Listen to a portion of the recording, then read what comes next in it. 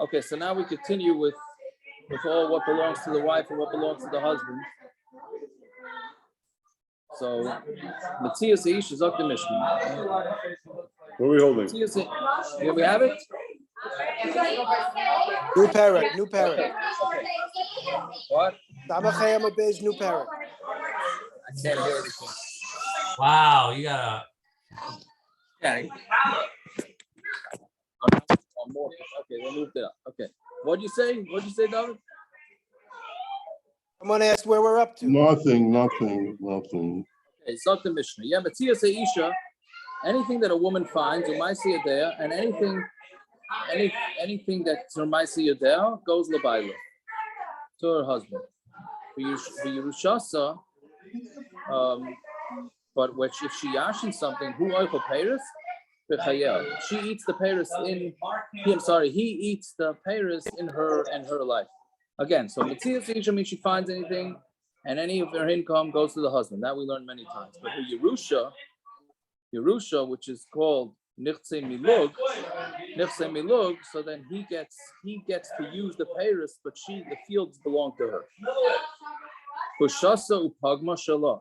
If something happens to her that she becomes embarrassed or she becomes worthless, right? Which we had said that pigam means that what we do is we sell her as an evet. We see how much she would sell as an evet, see how much less she's worth because she got hit, and then that's what she gets paid.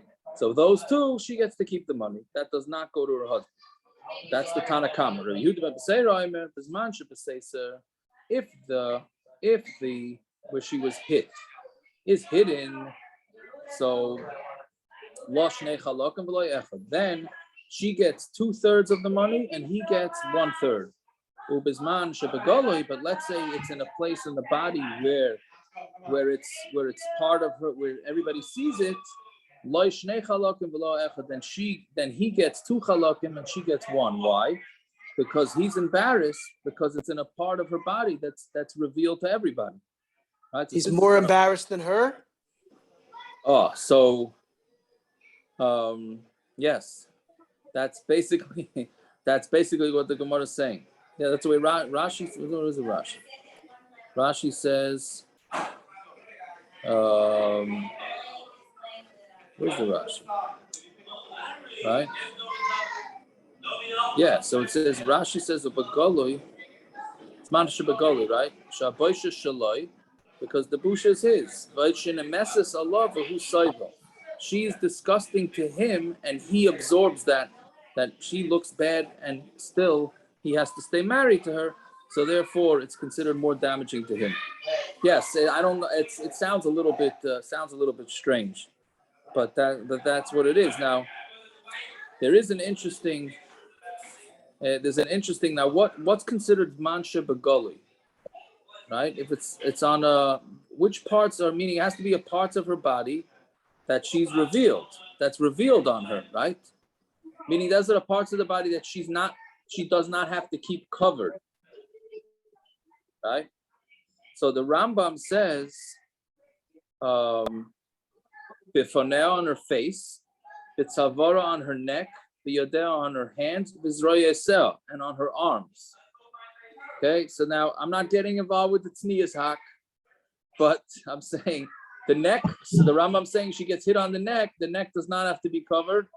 Okay, the question is, what do you say the neck goes until? And then he says the arms, says hands and arms, right? So those that are saying that a woman has to cover her arms all the way down to her hands, that's clearly not like this Rambam, right? Okay, that's the contemporary issue there first. How does the Rambam deal with the Gemara we just learned about Abaye's widow, and that her arm was showing?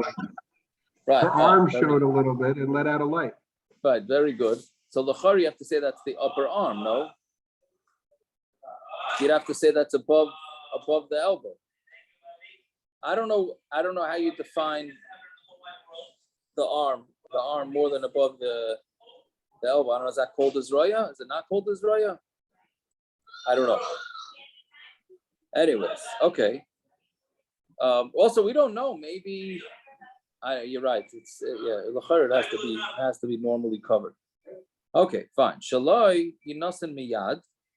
He gets his chelek right away, meaning his either a third or 2/3, depending on where on her body she was damaged. He gets his right away. V'shaloi yilkach behen karga v'hu oichel peiros. But hers, they give it to her in land, and he gets to eat the peiros of the land.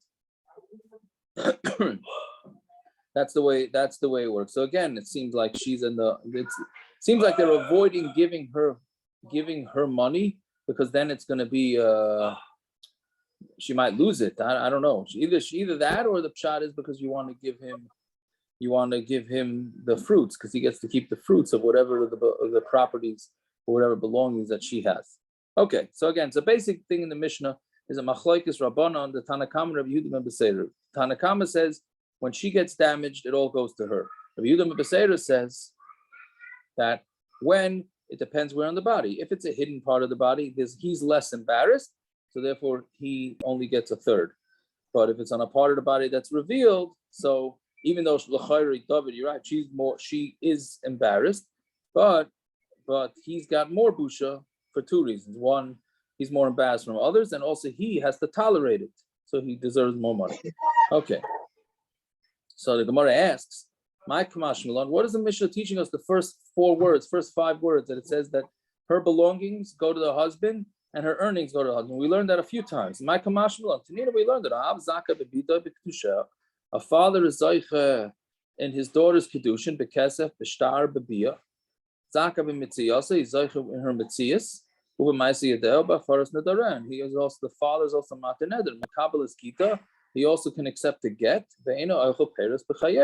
And he doesn't eat peiros in his lifetime. Nisas, but once she gets married, yes, the Baal has even one more thing than the husband does.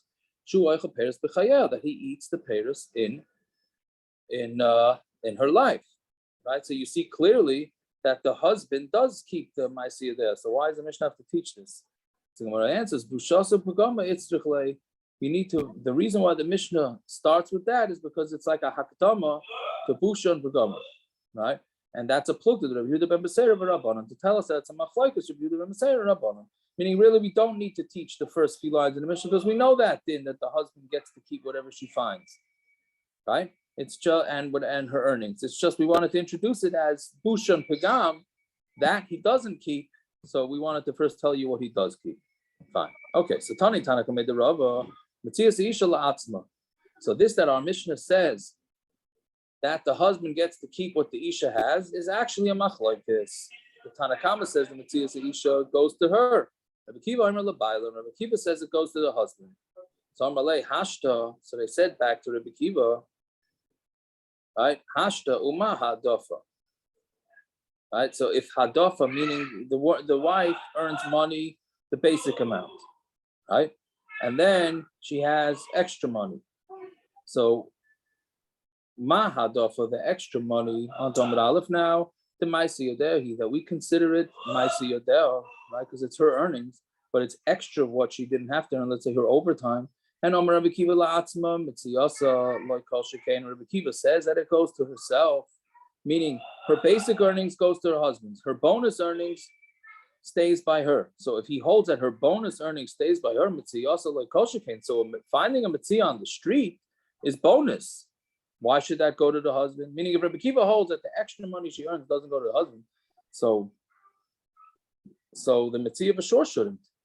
The Tanan Kainem Shani Aisalaficha. If somebody makes a neder, meaning she says to her husband that anything that I have is usher for you, ain't it tzarich lahafer? He does not need to be made for the neder. It's not even considered a neder because it's against the neder of the Torah. Rabbi Akiva Aimer Yafer, but he does have to be matter than the husband. Why Shemet Tadif love Yosem and Arayla? Because maybe she's going to earn more money, and that money does go to her, and it does not belong to the husband, and she's making a neder that her husband can't have it. Right? Meaning, if it's the basic earnings, she can't make a neder because the Torah says that's making a neder against the Torah. The Torah says that the husband keeps the wife's earnings, but the extra, Rabbi Akiva says, she keeps herself. So if she makes a neder, the husband's not going to be able to eat it. So then the husband has to be matir neder. Whatever it is, you see that according to Rabbi Akiva, the extra earnings goes to her. if the extra earnings go to her, so then when she finds money in the street or whatever she finds in the street, of course goes to her. That's extra. So how could it be Rabbi Akiva holds that it doesn't go to her? Ela Epoch, right? Peretz's favorite, Peretz's favorite teretz, right? Swap the shitas. Metzias Isha Labaila. The Metzia of a woman goes to the husband. Rabbi Akiva says it goes to herself, right? And that's what. Then that fits with the Bryson. What do you say? She's getting the extra money because she stays out of the house longer. So, so you say, okay, that's Pshat and Rabbi Akiva. I hear, yeah. So okay, so the Gemara asks, also Rav and Amar Rabbi Yochanan Ba'Dafa Shlei Al De'atchak. Let's say it's extra money that wasn't earned with so much stress, right? Rashi says she's, what do you call it? She's I guess we would call it geschikt nowadays, right? She's geschikt, bachent and geschikt and all that, which means that she can earn extra money easily, right? So where she earns money easily, kula amaloi pligi the balhavi. Nobody disagrees that it goes to the husband. But let's say she works, but if she works overtime, right, or it's something like that. So Tanakama Savar Labaila. Tanakama holds in that case it still goes to the husband. Rabbi Akiva Savar La'atzma. Rabbi Akiva says no, that goes to her. If she does so work above and beyond what's normally expected of her, then she gets to keep it. What's the nafka if that doff is with hard or not? What? Because if she's working so much extra, if she's working harder. What's the difference? Her chiv is only 5 slum. So what? Anything Correct. above that matters if she worked hard or not? Yes, it doesn't belong to the husband. It shouldn't belong to the husband. No, we're saying anything that's easy. Yeah, right? Why? I'm asking why. Because it seems like whatever she earns goes to her, goes to him. That's the way it is. Basic earnings go to her. I'm sorry, goes to him. Basic earnings goes to him, meaning anything that's not very difficult goes to him. Anything that is much more difficult doesn't go to him. Didn't we learn before that if she's a doctor and she makes a lot of money, he doesn't have. I'm saying if she earns a lot of, we learned a few blot ago. If she earns a lot of money, it doesn't all go to him. That was this machlokes. I think that was this machlokes. And we had this a few times already, a bunch of blot ago, right. 6-7 blot ago.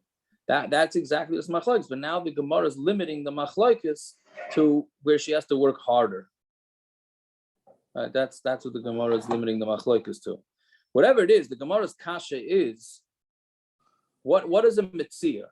Is it difficult to pick up something lost in the street, or is it not difficult? If it's easy, so then it should go to the husband. But if it's difficult, then it shouldn't go to the, or at least it should be a machlokes. Right. So right now the Gemara is thinking that a mitzia is nothing. What's a big deal? You see some money on the street, you pick it up. Right? And it should go to the husband. So how could you have a machlokes by mitzia? That's the Gemara's kasha. So no, mitzia is not al yedei. Mitzia, I'm sorry, it's like hadafa that's al yedei atchak. It is difficult to find the mitzia, right?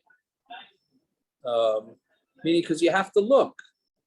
Meaning you have to be a scavenger, the way Rashi makes it sound. You have to be some sort of scavenger in order to find good mitzias. So therefore, that's considered hard work. So plukta the Rebbe Kiva Rabbanon, and that's a machlokes. The example she has that thing the guys use on the beach to find the quarters. Right, one of those metal. Yeah, but the examples Rashi's using are not ones we would think of. Well, those are the old style. Smarter than you. That I'm not arguing on that. Right. You know what? That he even put you in the same sentence as Rashi is already not a bad compliment. Yeah, something's wrong with him. He's in Muncie, the air, fresh air over there. The Pomona air. Yeah. So, Rashi says it's defined fish, dry, dead fish, right, or a deer, right, or to find something in the ground, which that does sound like those metal detector things. But either one, they're not easy. I don't know what's so difficult to find a dead fish, right? Okay. Either way, so we say that Metzia is hard to find. Fine. Now the Gemara asks a very contemporary shaila here. Boira Papa. Also, let's say she what we call multitasks. right? She multitasked and she did two things at once. Mahu, what's the din? What if she does 3 or 4 things at once? Now, does that money go to her or not? Meaning, the initial work goes to the husband. But let's say she's so capable that she can do, right? Ask any woman, right? They all say that they can multitask way better than men. She's an attorney that double bills. He says this, he thinks if it's trial, he bills both clients. Okay, I don't know if that's what it means, but right, it's interesting because Rashi's examples for this is that she's a watchman or a watchwoman by a farm of Kishuim, and while she's doing the watching, she's also sewing, and she's teaching women how to sing. She's giving music lessons, right? Spins flax. Yeah, she's giving music lessons and she's heating up eggs and giving music lessons for money and warming up eggs on like she's putting in her lap, right? And then she's also Pretty impressive. yes. I mean, I don't know what the big deal is. It's almost like the mashgichim in the restaurant. In certain restaurants, certainly. Right, but anyway, so whatever it is, she's able to sit and do these type of things. So does that extra stuff go to the husband, or does that go to her? So teiku, the Gemara says teiku. Right now, built into that teiku is clearly that she's not expected. If she would be expected to multitask, then it wouldn't be a teiku. So Elamai, you see from this that multitasking is certainly not something that's to be expected of anybody, right? But yeah, fine. Ushasa, what? Chaim Oizer. Yeah. If you go to Chaim Oizer, then yes. But now the question is how smartphones play a role in this. But we're not. That's already 2 contemporary issues for a night, and we're not even doing them yet. Fine. Ushasa writes bushta upagma, so her busha and what she's worth less. So we have a machlokes who gets it. So Maskal Rabba bar Rav Chanan. So Rav Chanan asked, according to Rav Yehuda ben Beseira, again, Rav Yehuda ben Beseira says the wife gets damaged and the husband keeps money. Right? So Elamiyata, he says, Bayesh susasa shel chaveira. I'm sorry, Bayesh susasa shel chaveira. If he embarrasses the horse of his friend, right? He goes and screams at it and says, "You're not making it the Kentucky Derby or whatever it is." Hachanami the bayla mitanle. You have to give the baishas to the owner of the horse, right? What does it have to do? Why would anybody collect? Obviously, he's exaggerating here, right? But why would you have to collect or pay money for the busha of a horse to the owner of the horse? So the Gemara answers, "V'sus bar busha." So is a horse? Can a horse be embarrassed? Okay, the cynic in me says, well, we say every Friday night that Challah can be embarrassed. So if Challah can be embarrassed, that's why we have to cover it. So why can a horse be embarrassed? I'm just saying, if you would yell at a horse, you don't think it would lower its head a little bit? You don't think it knows when it's being... it's true. You do see that by animals, right? You see that there's such a... Yeah, I'm saying, I don't know for sure See, about a horse, Yaakov, but... this is mamish contemporary. Can you boo players? Oh, and right. The owner could say, don't boo my players. Yeah. No, so that's a thing. So I could be that the Gemara's kasha is not asking if the horse could be embarrassed. Maybe the Gemara is saying the horse could be embarrassed. The question is, does the owner get embarrassed because his horse wasn't? Meaning, does the owner take a loss because his horse got embarrassed? Which I don't know. Maybe that's also, you embarrass the horse before a race, and he just doesn't run properly, right? I don't know. I have no idea. We got to ask an animal expert. Where's Simon? Simon not on, huh? Okay. Wait a minute. If I told Shmuley, maybe Shmuley will know. What? If I told you your car looks like junk, right? So then it's the same thing. I'm saying it's not costing me anything if you tell me my car looks like junk. Yeah, but it won't go as fast. That's what Rav Zev is saying. No, but that's not boishes. That would be pagam. No, that's boishes on me. Right.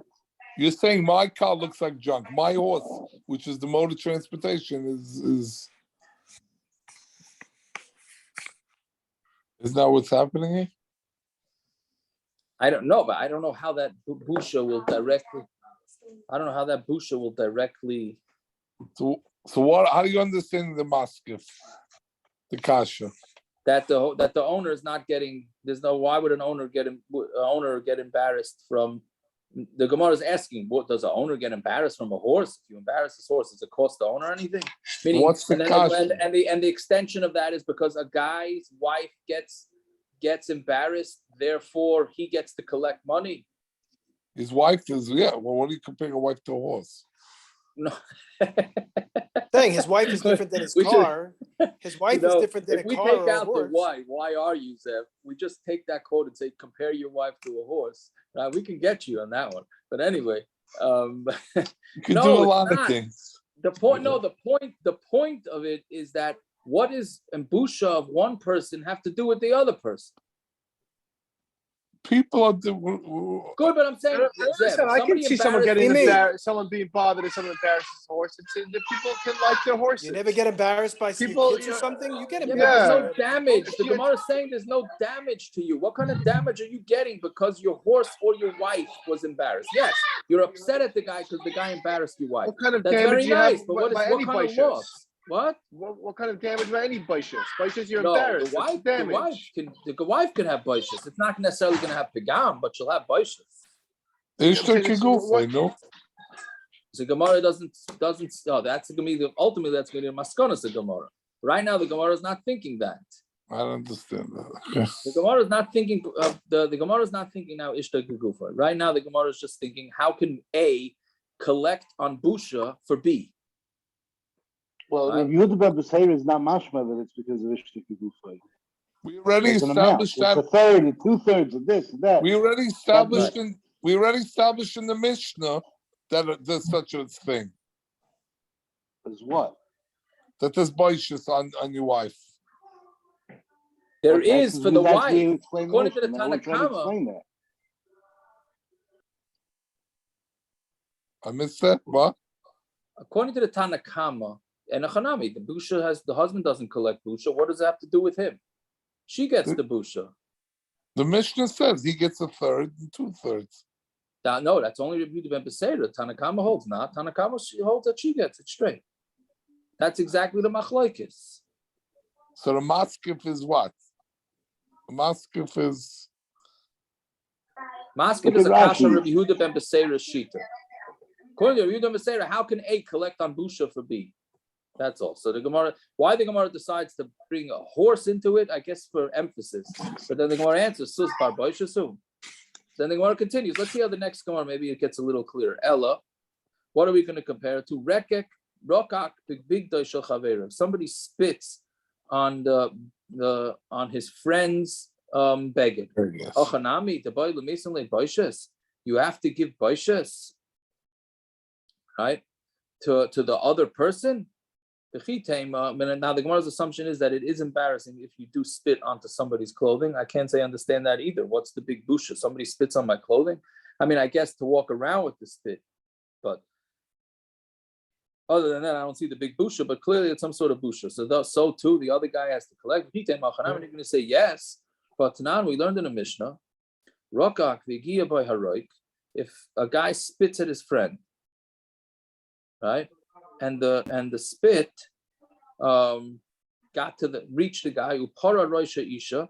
I have no idea what that means. Either the spit hit the guy, or the spit uncovered the woman's shaitel, or whatever she's wearing on her head. I have no idea. That must be some spit, right? Rabbanan, that's a baseball player's spit. Somebody's really experienced that. Oh, that the spit. He spit and uncovered the woman's head, or that's a separate case. Oh, that's what I'm saying. So I don't know. Is it one or the other? It's a separate case. Because if you go to the next one, behavior it's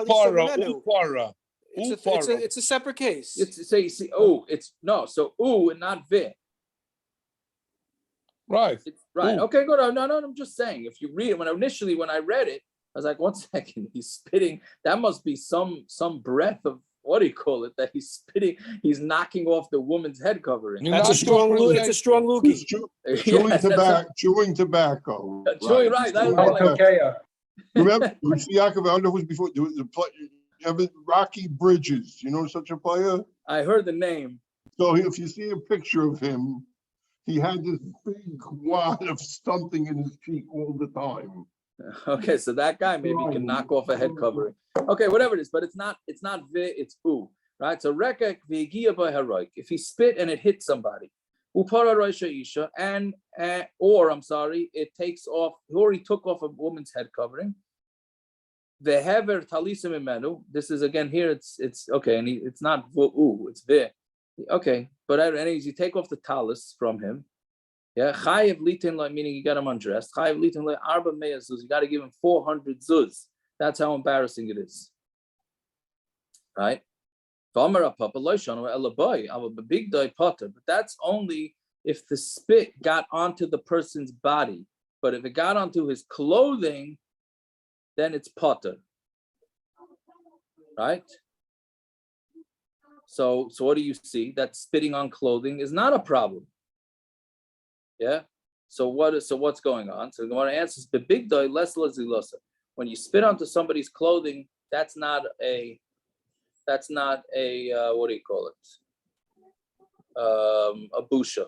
Ishtoy is lazilosa. But when somebody embarrasses his wife, that cheapens it. Yeah. So Gemara says, Amar le Ravina le Rashi elamayata bayish ani ben toivim. Let's say somebody is mevayish and ani, who's the son of good people. I have an interesting lashon there, right? So that means that there's somebody from a wealthy family gets embarrassed, or a good family. And everybody in the family is embarrassed. Look at that. You have this aristocratic family, like the Queen's family, let's say, right? And somebody embarrasses them. So now the whole family gets embarrassed. And now they get to collect money too. Every guy in the family lines up and says, hey, you embarrassed me. Meaning, are you really going to say that a third party gets money for being embarrassed? So there, it's not their body. Here, it's ishtoy kegufay. When somebody hurts or embarrasses a guy's wife, it's like he embarrassed him, right? So we're mamish saying that ishtoy kegufay is not like just a religious thing. We're saying it's mamish a physical thing, right? Who is it? Which Rosh Hashiva Mashkia came to the doctor, Rav Yopian? What's up? You're muted. What's up? Ravaria Levine. Ravaria Levine. Yeah, we don't feel well. Yeah, we don't feel well. Yeah. Something like he came to the doctor and said our foot hurts. Or I don't know, whichever way. Our leg hurts us. Yeah. So that's something like that. Yeah. So okay. So that's it. Just when your wife makes a good food on Shabbos and jumps cut it, everybody say, hey, we made this, we made that, we made a good food, right? I think there you should use you, but okay, but that's yeah, you got to know when to use this ishta gegufa. Yeah, fine. Okay, bye. Now we have a different subject when bringing in the money. So this gets a little technical with the finances here in this Mishnah. So Zok the Mishnah, the first part is easy.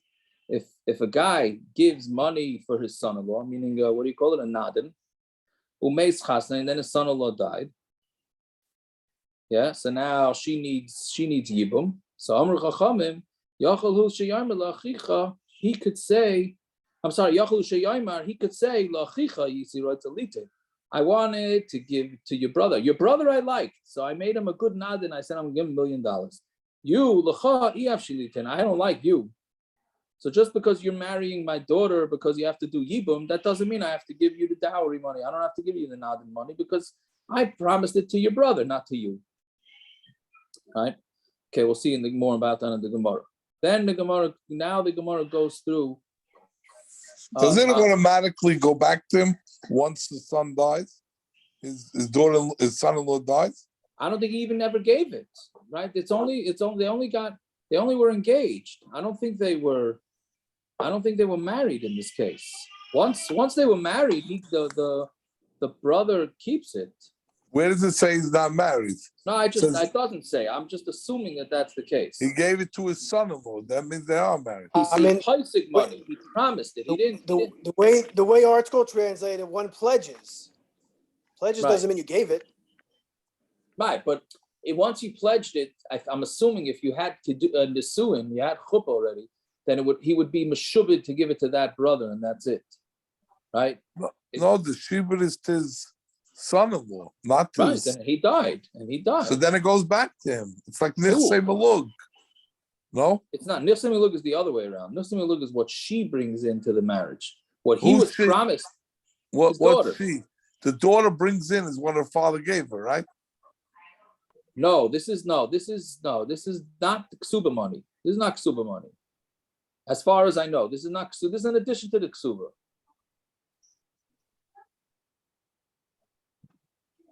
Right? This is in addition to the ksuba. Wow. Yeah. Fine. If So that's the heiress and the son-in-law died on the way to the Maybach dealer, he promised him a Maybach. He was picking it up and he never died on the way to the showroom. That's what happened. Yeah. I think, but maybe I'm wrong. I don't know. It could be I'm wrong. I don't know. I'm understanding that it's different. He brings down over here the article. In this case, the chahcham died after Erison, but prior after Erison before Nisun. Before the article says that. The article says that. Okay, yeah. Good. Okay, okay, that's what I thought was the shot. Okay, but now the rest of the Mishnah goes that we're talking about the money that is put into the ksuba that she brings into the marriage, and if he dies or he divorces her, he has to give it back. So the question is, when do you evaluate the money? How does the money get evaluated? Let's say they write in the ksuba that she's bringing $1,000 in, right? And then he dies 10 years later. So now, how much does he have to pay back? $1,000, less than 1,000, more than 1,000? So how does that go? So it's going to depend on how it's given. So paska lahachnis loy 1,000 dinar. Let's say they paskined, whatever they decided, that she's giving 1,000 dinar, she's bringing to the marriage. So who pays it connect on chamesh esrei mana? He, when he's going to pay that back, he's going to have to pay 50%. He's going to have to pay a 50%. It's almost like interest back. But then the shaila is, why is it not interest? But okay, but again, she brings in 1,000. He, when he gets divorced or he dies, she's going to have to get back 1,500. Yeah. Now the reason why they say it's not interest is because interest is shot that you're, in order to keep the money for a longer period of time, you're willing to pay extra.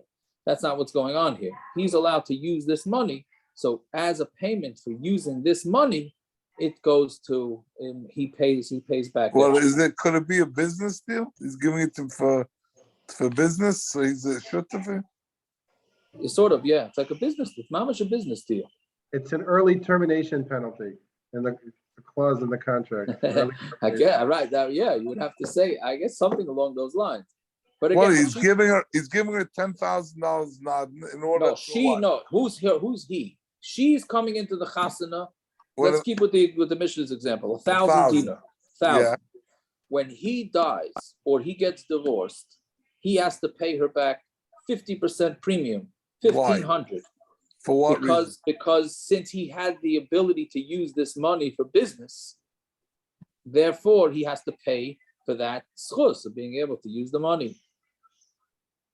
He's paying her $1,500 for the schus of using $500. 500 zuz extra. So I'm saying, so that's ribbis. Not ribbis. It's not ribbis. He didn't lend the money. He was able to use the money. The fact that he was able to use the money, he has to pay for that.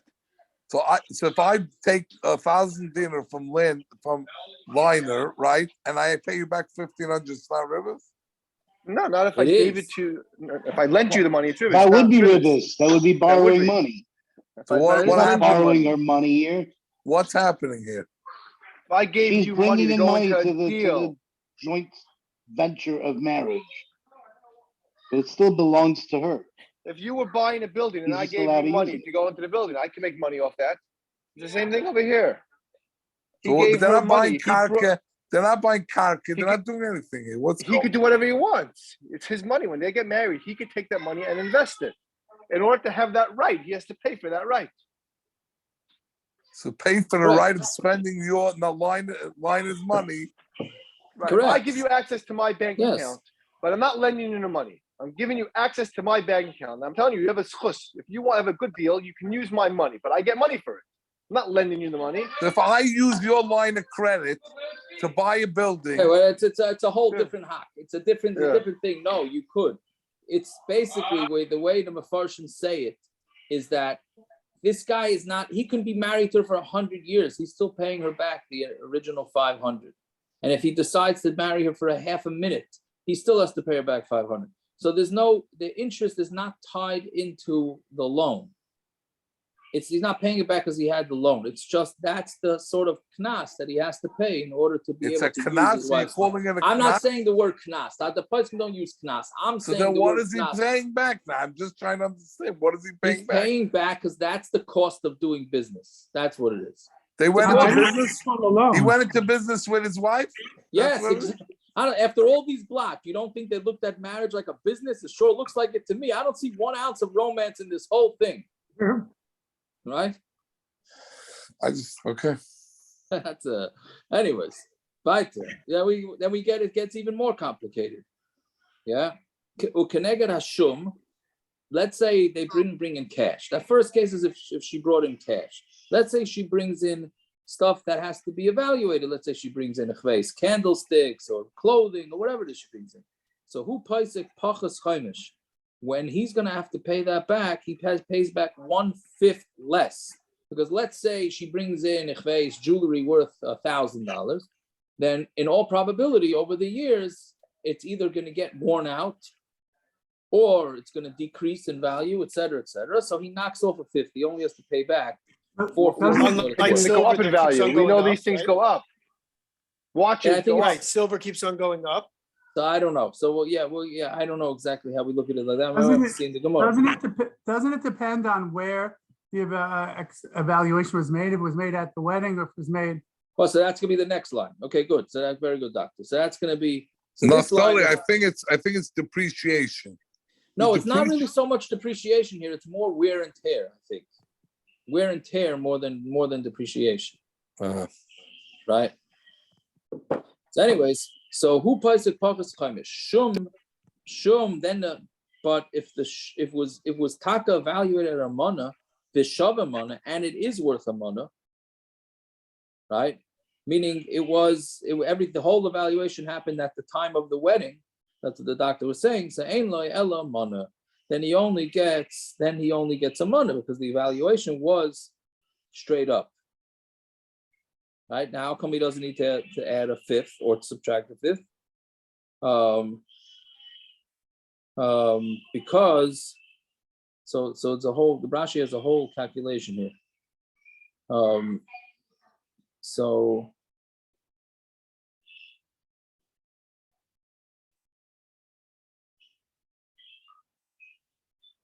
Right. So because that's only when it happens by the base chasanim. If it happens later on, so then you don't have to subtract anything. Right. So that's meaning it depends where the evaluation is going to happen. Right, then the Gemara says shum b'mana. Let's say they evaluated a mana, and then he nasenes shloishim ve'echad sela v'dino. Now you have to break down how much a mana is really worth, but the breakdown comes in. This is again adding a 5th to it, so she has to give 31 sela v'dino. Right, meaning if they evaluated whatever it was with a mana, so then again you have to add the 5th. And let's say it was 400, then she has to give 500. Right? Meaning it's the same exact case, just the Gemara is using 2 different examples, which the Gemara is going to add. The Mishna is using 2 different examples, which the Gemara is going to ask why you need to have 2 different examples. Masha Chasan, then the Gemara continues on Talmud Beis Masha Chasan, Paisik, who Paisik Pachas Chaimish. Whatever the Chasan is deciding, meaning whatever decisions come out with the chassan, then again you take a 5th less whenever they're going to evaluate it, so it goes with a 5th, right? Again, that's the Gemara is repeating itself. The Mishna is repeating itself. Fine. So Zakti Gemara. This is going back in the first line of the Mishnah, which is that the father says, I only wanted to give my son-in-law the money. I don't want to give to the brother. If the son-in-law dies, he doesn't want to give to the brother. So it goes without saying that the first one is a Talmud chacham and the sheni is an amoritz. Elafilu, then of course he doesn't want to give money. He doesn't want to give money to an amoritz. Elafilu risha amoritz, even if the first son-in-law was an amoritz, the sheni Talmud chacham and the second was Talmud chacham. Yachal loimer la'achicha yisi right to litain l'cha iyavshilit. And I liked him better. He was more handsome, so I wanted to give him the money. I didn't want to give you the money. It has nothing to do with how much you know and how much he knew. It's all up to the father-in-law. Fine. So I think Gemara says, if they say that she's going to put in 1,000, she has to get paid back 1,500, right? And the Gemara goes through all those examples. So the Gemara says, Hainu Reisha. It's the Reisha, right? We said that you pay a fifth less. Then the Gemara goes through 3 different examples of that you have to pay a fifth less. Why?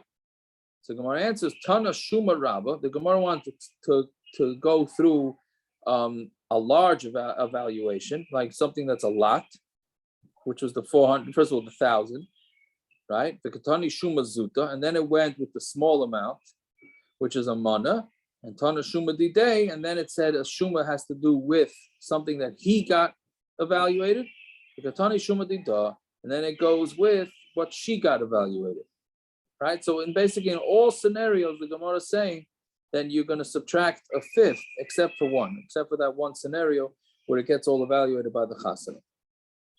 Okay, fine. Then the Mishnah continues. Paska lahachnis leksafim. If she says that she's bringing in kesef, silver, into the money, into the marriage, right? Sala nasa shisha dinrim. So a sela, or right, it's 6 dinar. Right, which is 50%, which is 50% more. Yeah, which is we had this in the last Mishnah. So that Gemara is going to ask, why is it repeating itself again? Whatever money she brings in, when he pays it back, it's got to be 50% more. Hachasin makabel of asara dinrim lekupa. If the chasin is makabel to give her 10 dinrim to kupa, right? The Gemara is going to say kupa means for jewelry and makeup. So l'chol mana umana, then for every mana he has to give her 10 dinar worth of jewelry. You're telling me that this ain't a business deal? So he starts calculating. They get married, starts calculating. How much money are you bringing in? Okay, you bring in 100. Okay, so I got to buy you 10 worth of lipstick. And then, you bring another 100. Now I'm going to give you face, another type of makeup. You bring another 100, so you get this type of makeup, right? Fine. Rav Shimon ben Gamliel hakol k'minhag Medina. Rav Shimon ben Gamliel is chaylik on the entire last 2 Mishnayos, and he says there's no set rules. You have to do whatever the halacha is, whatever the minhag of the Medina is. That's what he has to give. If the minhag of the Medina is to do less makeup, you do less makeup. More makeup, it's more makeup. Yeah, fine. So the Gemara says, Hainu paisek kenegdom chamisha samana. Right, it's the same thing. You said here, if she brings in a sela, so it's 6 dinar. He has to pay back 6 dinar. So that's the same thing as we said in the first Mishnah, 15 mana, that he has to pay back 15 mana. Now, for the Gemara's confusion, the previous Mishnah didn't say 15; it said 1,500.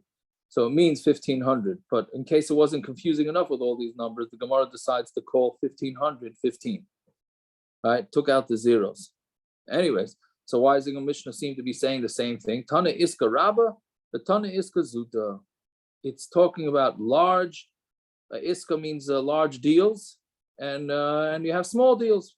The tzricha di Tana iska rabba the nafish ravacha. So maybe when she brings in 1,000, so that's a big deal. So because of that, he has to pay back an extra 500 because he's really benefiting in Aval iska zuta. But if she just brings in a sela, so then the Zuta Ravacha, there's not much for him to do. What's he going to do? What's he going to invest with 1 seller's worth? Why do you have to pay back 6 or 50% more?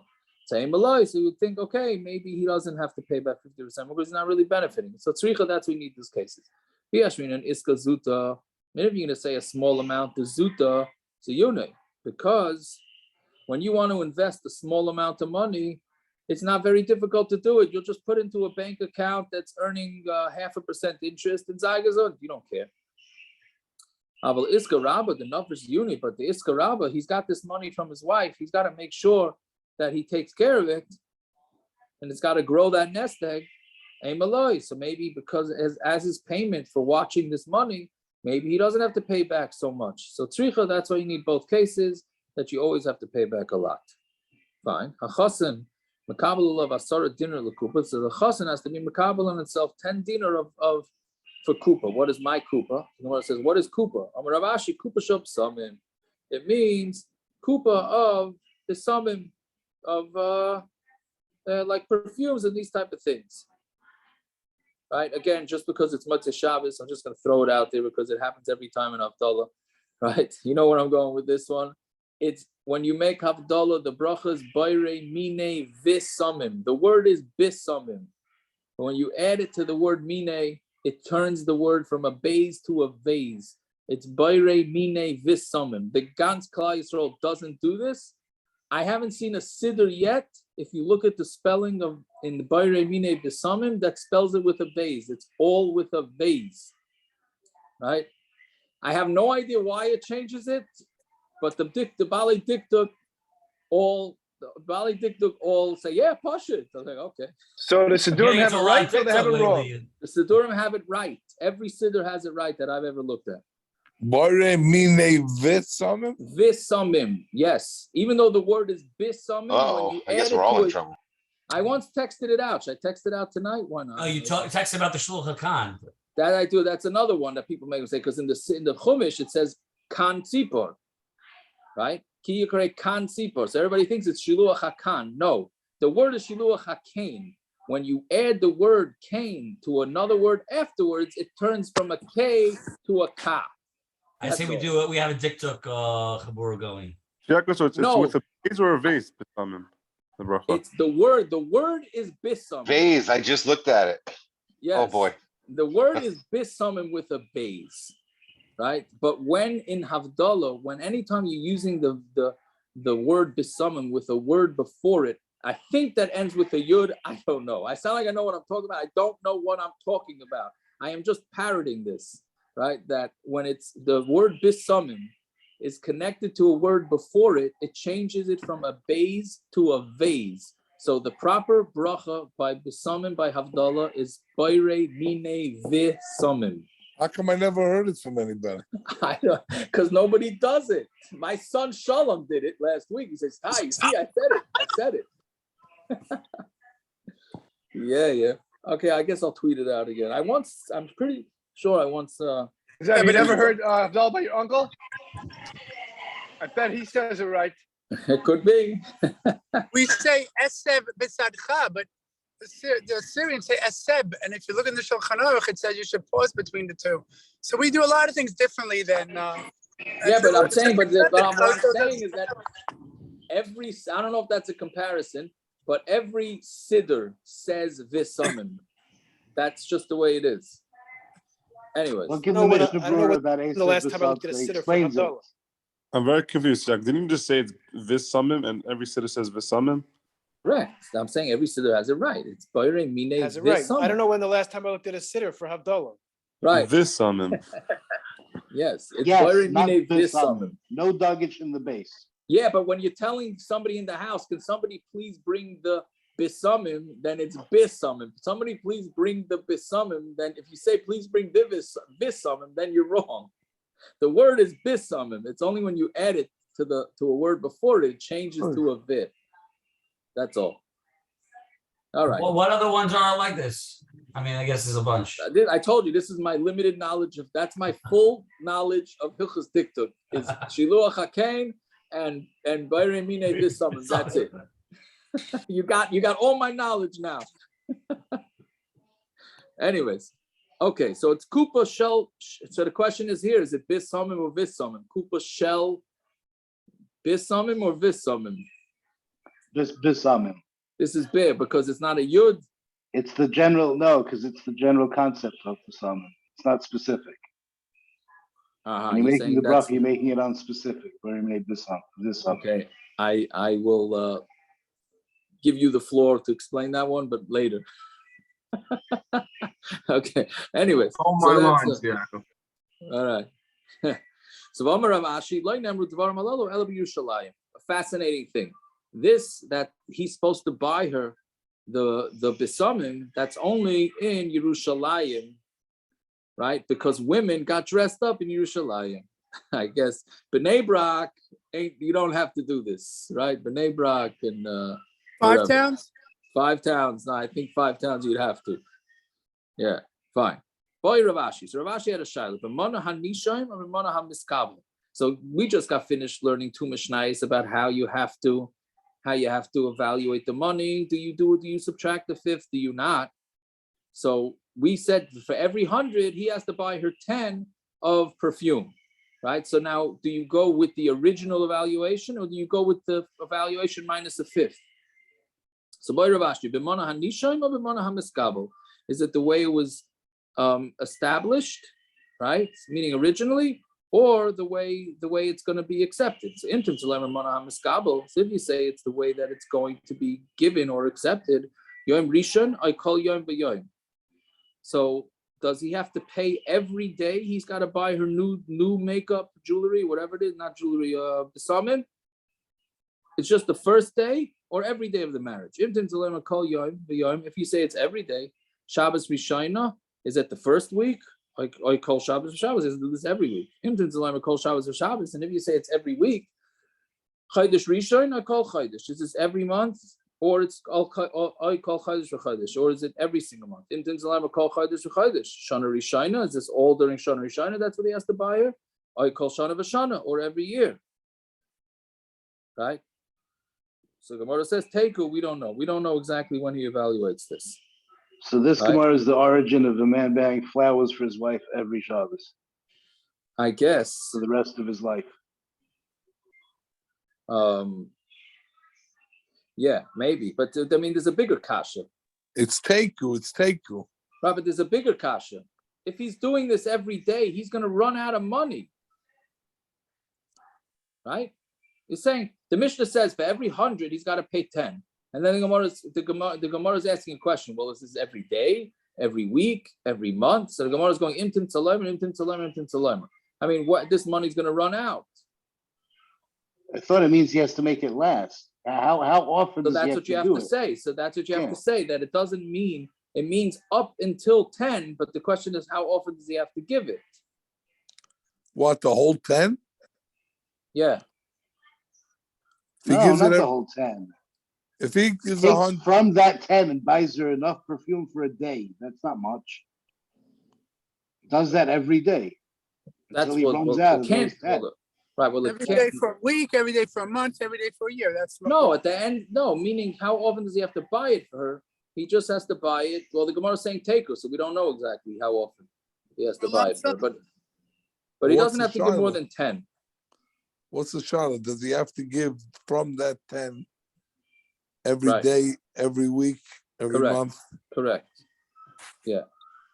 Okay, so take that 10 basically equals $1,000 if you go per month, right? It's $1,000 per $10,000. Right. Per $100,000. Right. So let's say she brings in $500,000. So now he has $50,000 to spend on perfume. The Gemara is asking, how's he supposed to do that? When's he supposed to get it? The week, the day, the month, the year. Yeah. No, but not in the Lower East Side. I don't think they have any of this, doctor. Don't worry. Thank you. Yeah. Dr. Zakarowitz's son is engaged to a girl from Lower East Side. So in case anybody, I don't know if it was posted or not, but anyways, yeah. Fine. So I'm Rav Yehuda. Yeah. So I'm Rav Yehuda Marab. Ma'isa b'bita shenakdim Ben Gurion. There was a Ma'isa with the daughter of Nakdim Ben Gurion. Shepaskula chachamim arba meis zehuvim lekuba shel psamim lebay bayom. That the chachamim said that she gets 400 gold money, whatever coins for her psamim. Right, and it says lebay bayom for that day, right, which sounds like for each day, yeah. That's how much she needed for one day. Obviously, she was a very wealthy family. So Amr lahem, so she said to them, "Kach tifsiku lebnei." That's what you should give your daughters too. Remember, we had this yesterday's daf or 2 days ago's daf. where they had the similar story and they didn't say Amen because she was Bas Yibum. So they didn't want to say Amen because they didn't want the daughters to have to go to Yibum. Right? So, but here they said Vanu Achara Amen, and here they did say Amen. Right? So the question is, was she saying it as a negative or a positive? You should give it, you gave me this amount, you should give that to your daughters. So that they said Amen. Or was she very happy with it? Okay. Either way, fine. Tana Rabbanan. Ma'aseh bar Rabbi Yochanan ben Zakkai. Shayi roichev al chamor. Rabbi Yochanan ben Zakkai was riding on a chamor. Vayiyotz Yerushalayim. He left Yerushalayim. Vayitamidim lahachan acharav. And his talmidim were going behind him. Ra riva achas. He saw a woman. Shahisa melaketes sa'irim. She was gathering barley. Mibein glale behemten shel arbiyim. She was going in between the dung of the behemoths of the Arabs. She was collecting barley, which clearly meant that she needed money. So when she saw Rabbi Yochanan, she wrapped herself in her hair and she stood in front of him. Right? I don't know exactly what that means. Her hair was uncovered, was covered. Yeah. She said to him, Rebbe, please give me food. Amar Allah, he said to her, Bas mi'at, whose daughter are you? Amrullah, she said, Bas Nakdim ben Gurion, I'm Nakdim ben Gurion's daughter. Amrullah said to her, Biti, Maman Shobei Savicha Echen Holach. I mean, he was a very wealthy man. Where did the money from your father's house go? Amrullah, she said to him, Rebbe, like Kedin, Maslin Masla Yerushalayim. Don't they say this phrase in Yerushalayim? That Melach, Mamain, Chasar. The salt of money is Chasar. Meaning Rashi says somebody wants to salt their money, that you want it to last, you should give it to tzedakah. If you want your money to last, a big musar here, if you want your money to last, give money to tzedakah, which is really losing you money, but it will make you money in the end. But that was one thing she said. Va'amri la, and some say chesed, it's chesed, meaning instead of using it for tzedakah, use it for chesed. The point is that she's being mashma that her father did not give tzedakah, therefore he lost all his money. Fine. So then he said, "V'shel beis chamicha heichanhu," and what about your father-in-law's money? Amrullah bazev ibed. This one came and made this one lost, meaning they invested together. The mechatanim invested together. So once one took a loss, the other one took a loss too. So Amrullah, she said to him, Rebbe, Zacharata, Kishachasamta al Ksubasi, do you remember when you signed on my Ksuba? Amalen the Talmidov, he said to his Talmidim, Zacharani, Kishachasamti al Ksubasa Shalzu, when I signed on this one's Ksuba, you can imagine who the other rabbis were. All he got was 80 Ksuba, Rabbi Yochanan, right? You can imagine the other Kibudim by this Chasana. Right? Vayisi Kairava Elef Alafim Dinrei Zavi Beisavia. And he read in the Ksuba that she's getting 1,000 thousands gold coins, 1,000,000 gold coins from her father. Chutz mishal chamir, that's besides for what her father-in-law is giving. Right? So meaning that's how wealthy they were. And now she's collecting barley from amongst the zevel of these animals. So Bachar Rabbi Yochanan ben Zakkai Amar Ashreichem Yisrael. This man sha'osin ritzon Hashemakim ein kaluma v'loshen sheledes. When Klal Yisrael does what Hashem wants, nobody can conquer them. It was man she'ein osin ritzon Hashemakim. When they don't do it, Ma'asim bi'ad umma shfala, he gives them into a low nation, right? V'loy bi'ad umma shfala, but not. He doesn't give them mamish into the hands, right? Yeah, but. Meaning she could have gone and collected money from the Arabs themselves, but she didn't. She just went to the animals. She went to the animals. Let's just continue just a little bit. I know it's late, but it's part of the story. But Nakdim ben Gurion lo yavet tzedakah. Nakdim ben Gurion didn't do tzedakah. He would leave from his house to go to the Besmerish. Kli milas hayu. He had clay melas, which is expensive garments on Talmud Aleph now. Matzi and Tachtav, they would put it under him, meaning like a, what do you call it? Like a rug, the carpet, like a carpet under him. And as he walked, the aniyim would come and fold it up and take it. That's how giving he was. So how you see, so he was a big tzedakah. Why did he lose his money? He was just doing that for his covet. He wasn't doing it. He wasn't doing it to give to the aniyim. That's one teretz. Which raises a lot of questions because so what? He's still giving the tzedakah, right? It's not the ultimate, but it's still tzedakah. Right? He didn't give as much tzedakah as he should have given. Right? According to the strength of the camel, that's how much you loaded up. Right? So meaning he was very wealthy, he should have given a lot more. So if somebody gives something and his name is on a building, does that mean that he's taking away from his? It's a big shiloh. It's a big shiloh in the poskim. What the heter is to put it on the building? It's not pashut at all. They seem to say the heter is because if you put your name, they'll get other people to give, but it's really not pashut. Well, I didn't have to put my name on a building.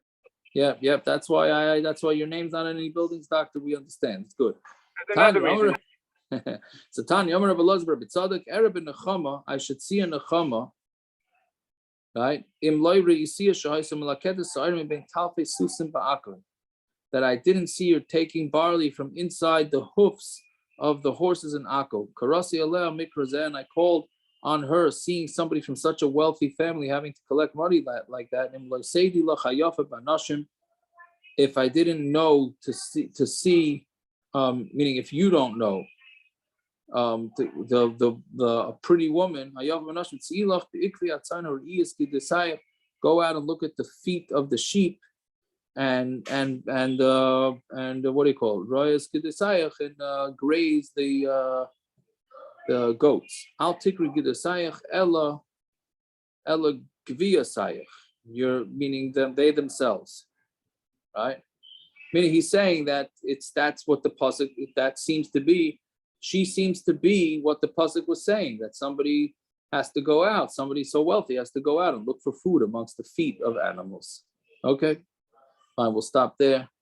A good vach and a good yor. I remembered another one, TikTok. Yeah.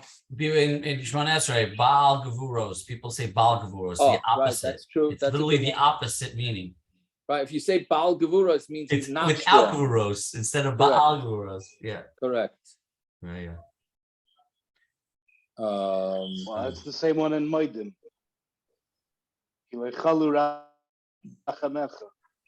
Chalu means to hold something from Yechayles. Chalu is finished. So Chalu Rachamecha, your Rachmim are worthless. As opposed to Chalu Rachamecha, your Rachmim are not finished, never finished. Yeah. So Joe Tannenbaum was walking with Joe Tannenbaum was walking with Reichman, and Reichman said to him, "Joe, why do you have your name on all the buildings? You give money to these moisters, and you put your name on it. I don't have my name on any buildings." So he says, "You are lucky. Your Eineklich are from my Eineklich are not." And I'm hoping one day they'll see my name on the building. They'll ask who that person was, and maybe it'll make them from. Wow, that's a pretty rough story. Wow. Yeah. Who were the two people? Reichman and who? Joe Tannenbaum. Right. So now, once you bring up Reichman, so you say, okay. So now Reichman sure did give a lot of tzedakah, right? Okay, they're not poor. They're not like on this level collecting money, getting barley from people's feet. But I'm saying he did get knocked down a lot. It's very hard to answer these questions with tzedakah, right? Aser b'shvil says this aser, so that okay, so people give mice and they don't become wealthy. Okay, so the pasha the teretz is in the next world. That's the teretz that they say. The Sfarim bring that Aisher does not mean physical wealth. Aisher means an abundance of whatever the person really wants. So Asa b'shvil shetis Asher could also be used for Yiras Shemayim, for anything. Whatever the person wants Ashiras in. It's not kesef, it's not money. Right, I hear that. Yeah. Anyways. Let's pshat in the Gemara here in this Atfa B'Saira. I don't know what the pshat is. I don't know. I was wondering, is it because Sar, the Isha Erva, is not so pashut? And it's not necessarily erva if it's by itself. In other words, other body parts are erva, whether you can see the woman's face or not. If she covered her face with sar, it's just detached hair. Detached hair is not it's not erva. It's not negaya to her because you can't see her face. Right. No, she was covering her face because she was embarrassed. Or could it be because of this? So it wouldn't be erva. I don't understand. It's hard to say she wouldn't be embarrassed. She told them who she was. Exactly. No, only after he asked. Yeah, and then what? She uncovered her face. She still has uncovered hair. I thought it was because of erva. It's not erva if she covered her face with it. Because then it has no connection to her. So much embarrassment. I'm the first to understand. Yeah. I took my car and I went to. It also raises the question why a daughter is punished for the father. It just seems, sad. Okay, but it's maybe the daughter was punished for the father. The father lost his money because he didn't give it stuck. She wasn't punished. Maybe that has to do, now that I'm thinking out loud, maybe that has to do with the previous Gemara, that somebody can be busha for somebody else. Maybe she was mavuyish because her father lost all the money. No, really? I don't know. Nice. Yeah. I don't know what to do with that. I don't know what to do with that, but yeah.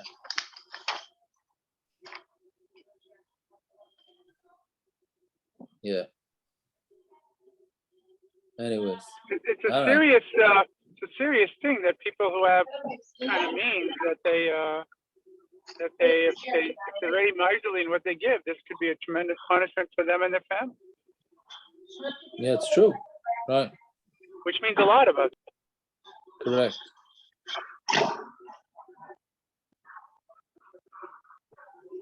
Anyway. We are blessed. Our community is blessed with people who have tens of millions of dollars and dozens of them. Not one, dozens. I was reading Shabbos. Somebody said that we're the wealthiest since like in maybe in history, but I don't know if that's true. There are people who have 20, 40, $100 million, and there's not just one, there's dozens. This is nothing like when I was growing up. Oh, this I wanted to tell the island parrots. I was speaking to somebody by the Vart. He said in Lakewood, New Jersey, the Chase Bank, smack in the middle of Lakewood, for business deposits, meaning for businesses, it's the #1 Chase Bank in the United States for business deposits. You can't even make it up. And for regular deposits, it's in the top 25. Yeah, but there are a lot of people living in poverty in Lakewood, so it's an interesting. Well, I don't know, but there's clearly a lot of people not living in poverty. There's a lot of wealthy people in Lakewood.